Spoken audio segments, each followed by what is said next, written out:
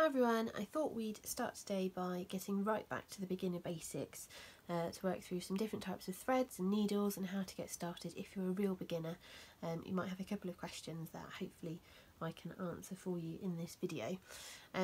Starting off with the different types of threads, there are a few different types of threads that I will more commonly use in my stitchscapes, and you might have some of these lying around. They're the sort of things everybody has, but nobody's quite sure what to do with, or you may have bought it for a project and not touched it since. So to start you off, the first thing we've got is just your regular sewing cotton. This is the sort of cotton that you'd put through a sewing machine. It's very thin but obviously quite strong, so you'd normally use it for kind of dressmaking or just sewing things together. It's not really the sort of thing you'd use for embroidery. However, if you're pulling up hoops at the end or you're trying to tack things down just to start you off, this is a really good way to start. So, and there's a couple of brands I've got here. So you've got Coates and Gutermann, both of which are pretty much the same. You can either have 100% polyester or you can have 100% cotton. Just depends on prices and what you're after. You can also buy a extra strong version of the Coates if you're doing something that needs to stand up to a little bit more pulling or tugging or force or something like that.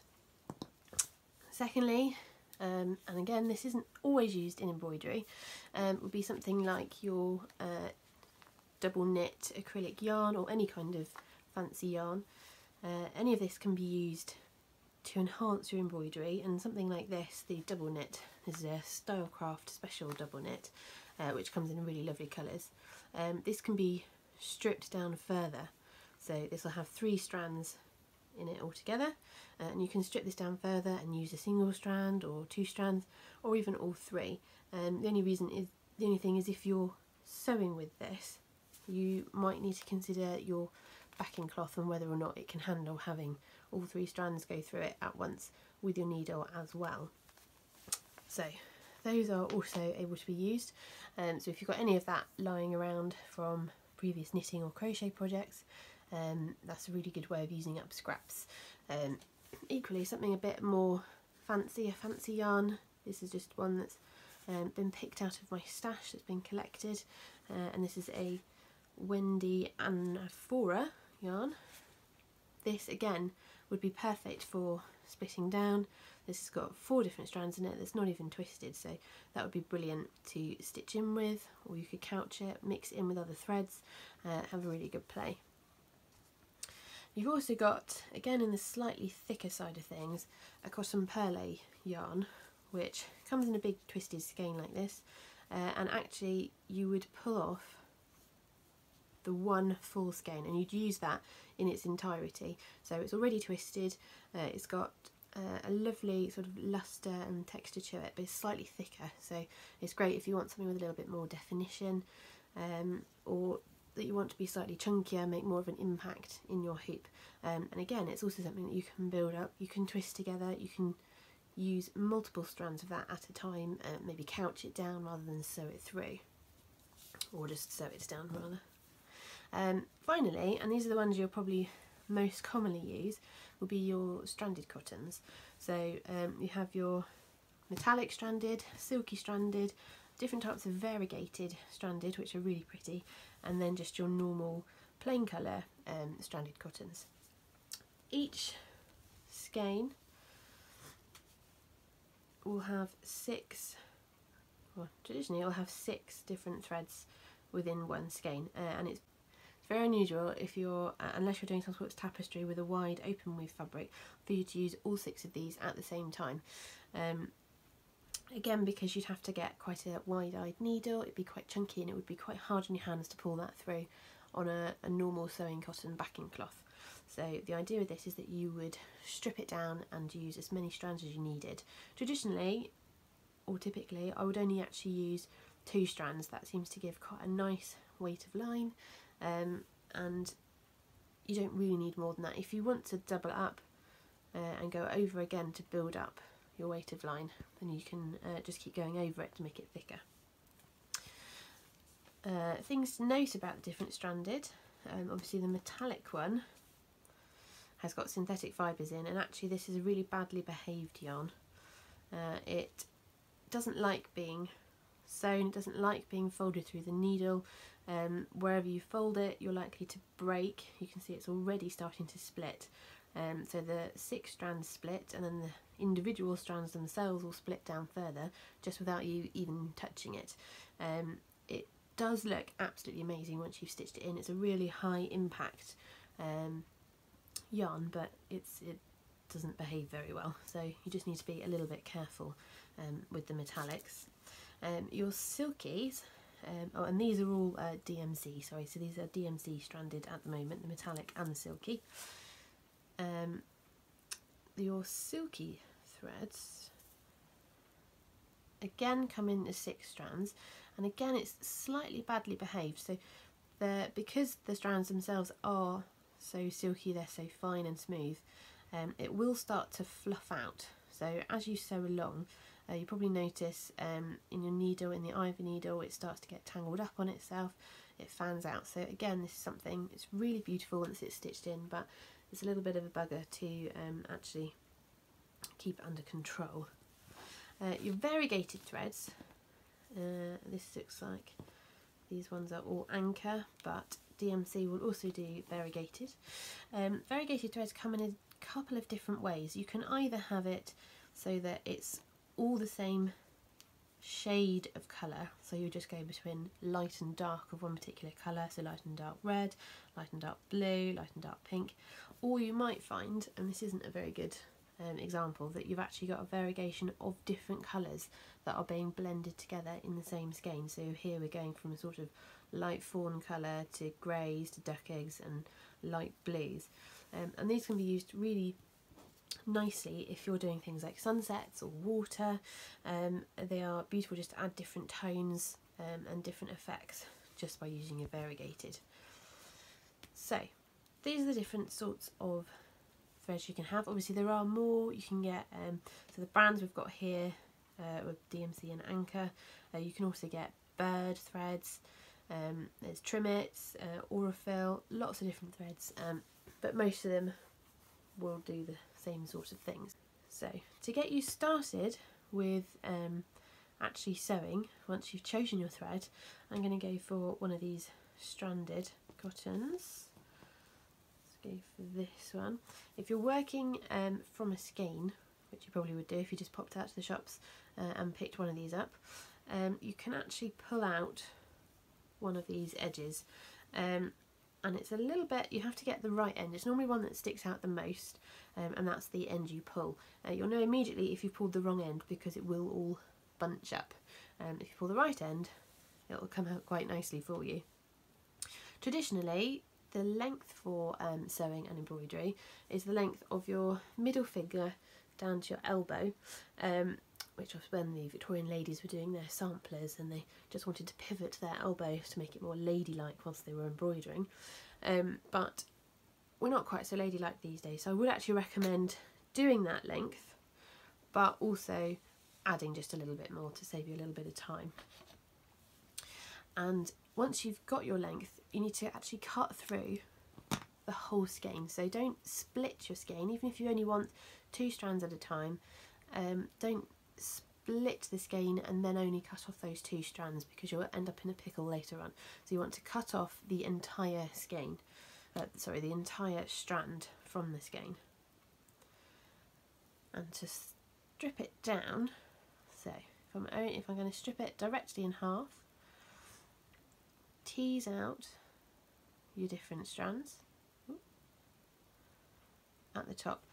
And the trick to easily pulling this apart is to actually keep it in a Y shape, so all strands are separated from each other, because naturally this is going to want to twist together, and you can sort of see it twisting as it comes up there. So you can either use your hands and just kind of hold it in a Y shape. If you can't pull any longer, if you sort of hold on to one, move down and keep going, or if you can get one end, kind of trap it between your knees, so you've got 2 hands to pull this end, it'll do the same thing. Or if you've got someone with an extra pair of hands sat next to you, you get them to hold this end and you work down. But a Y shape is the easiest and fastest way of not getting in a tangle when you're unthreading.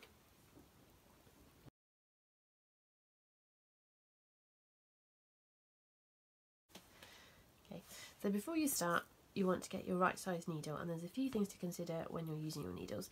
I'm not an expert, but I do have my favourites, and if you're not sure, I would recommend you get an assorted pack of needles, and you can get specific embroidery assorted packs, and I can pop a link to a couple of different sources below in the comments.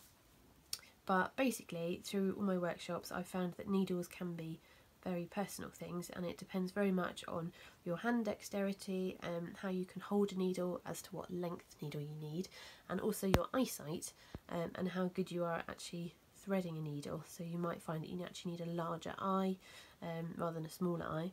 Personally, I prefer really tiny needles with fairly large eyes, which I believe these are called Sharps needles, Sharps embroidery needles, but I know many people will need bigger needles in general with wider eyes. You can also buy, if you're using a lot of yarn, or if you're doing some beading work, your regular embroidery needles may not do the job. For starters, if you're actually doing the beading, the needle may be too thick to get through the bead, so you might need some beading needles. And I found these John James pebbles are actually really lovely ones to work with. So you can get quite specific needles in little pebble packs, so they'll stay nice. They've got their own little houses to live in.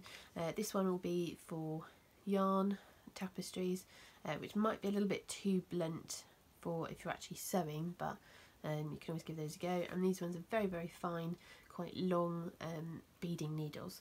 So basically, if you're starting out on sewing, I'd recommend some sort of roundel with assorted needles and assorted embroidery needles. And if you're progressing onto beading or needing wider-eyed needles, you can have a look for specific other needles in different sizes.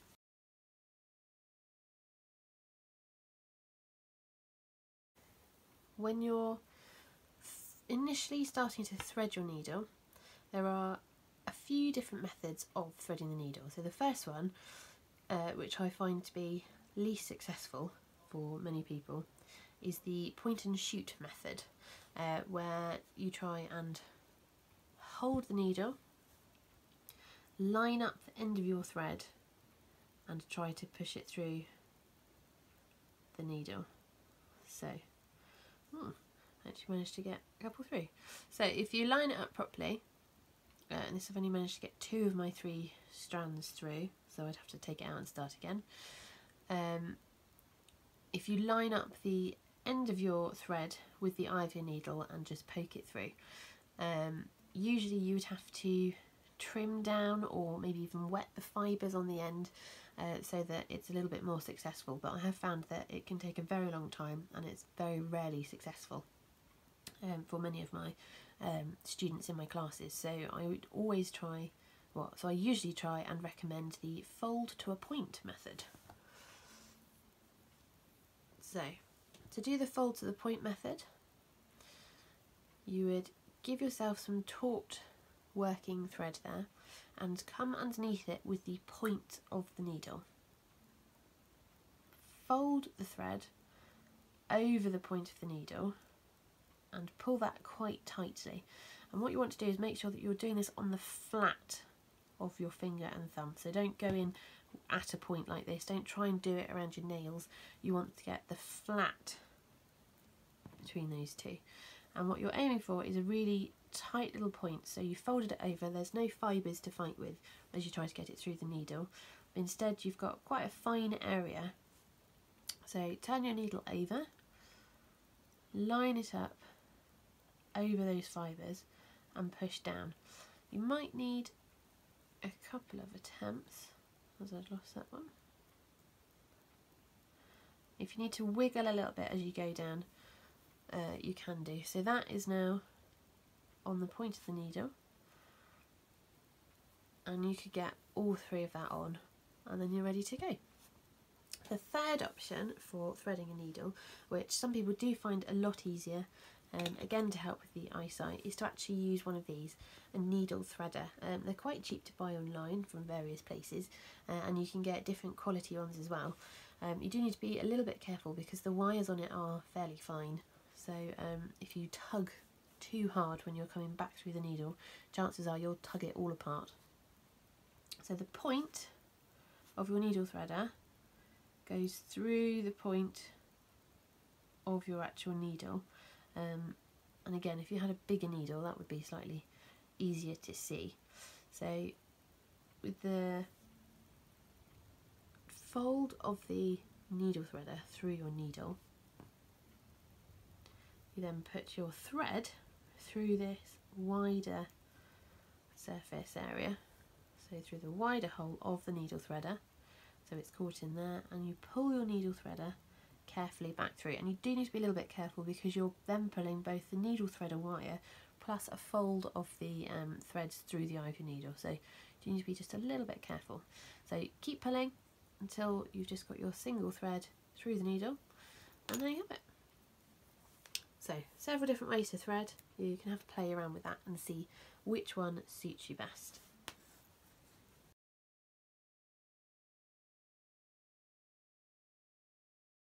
So the next question, which I always get asked in my classes, is do I knot my threads? And the answer is always yes, I do knot my threads, as long as nobody's going to see the back of my work. So if you're embroidering onto a handkerchief or something where you're going to be constantly turning and viewing both sides, you probably wouldn't want to knot your threads.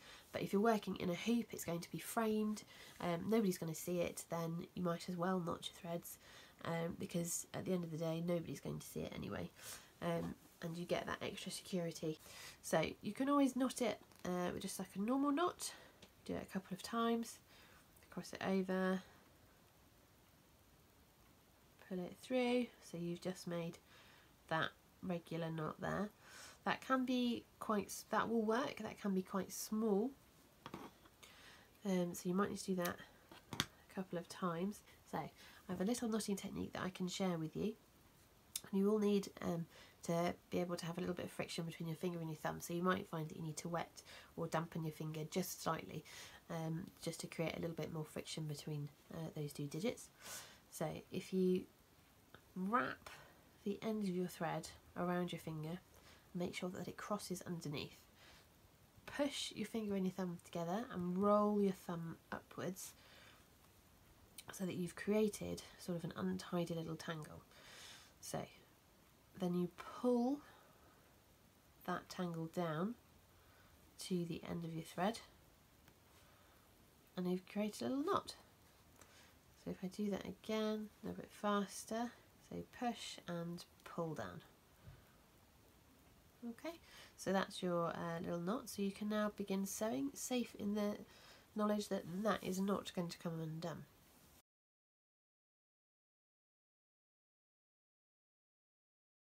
Finally, another question I get asked is how do you actually finish? So once you've finished your sewing, finished your embroidery, how do you actually secure it so that it's not going to come undone at the other end? So, and I'm using the fold to a point method again of threading my needle. Here's one that's been hanging around a little while, just a little sampler piece that will probably end up in my sketchbook. So once you've finished, you'll need to make sure that you do leave enough thread on the end to be able to tie a knot. So I find it a lot, especially with children, but it's a bit misconception I have come across in adults as well, is that they will sew until they have the smallest amount of thread left to be saving thread, which is excellent, but it means you can't actually tie off properly. So you'll need to make sure you do leave kind of at least a needle's worth, maybe a needle and a half's worth of thread left at the end to be able to do a successful knot. So if you've got lots of stitches, so like here you've got lots of stitches, or even this one, once you've finished you can slide your needle underneath that stitch, so you're not going through the fabric, you're just going underneath the stitches already there, just to bring your thread along. Then if you go underneath that thread again, create a loop and come through the loop and pull. So that has now knotted that securely. And what I would recommend is that rather than, you can cut it there, but rather than just cutting it straight away, if you take it off and it works slightly better if you've got more stitches around. So take it off somewhere else and tuck it so that you can then cut it securely, and you've got a little bit of leeway, but it's quite neatly tucked away. If you haven't got a handy thread nearby, you can also nip just slightly underneath a couple of threads in your fabric, as long as it's not too delicate to do that, and then do exactly the same thing. Or you might find, if you haven't left enough space, that you can do a cheeky little knot, although it is a little bit fiddly.